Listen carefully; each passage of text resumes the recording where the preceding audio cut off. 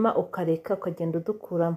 Twibukiranye ko ubushakashatsi bwakozwe bwerekanye ko imboga cyangwa se ibiryo bubitse muri freezer biba bifite intungamubiri, bigumana intungamubiri zabyo kuruta bya bindi wabitse ahatari muri freezer, wabitse hanze, wabitse muri stoke, ariko gutyo ubishyize muri freezer bigumana za ntungamubiri wabishyizemo bigifite.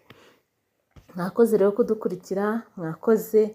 Ibi birungo ni byinshi, urateka ukibagirwa, ukazasubira ku isoko hashize igihe kirekire.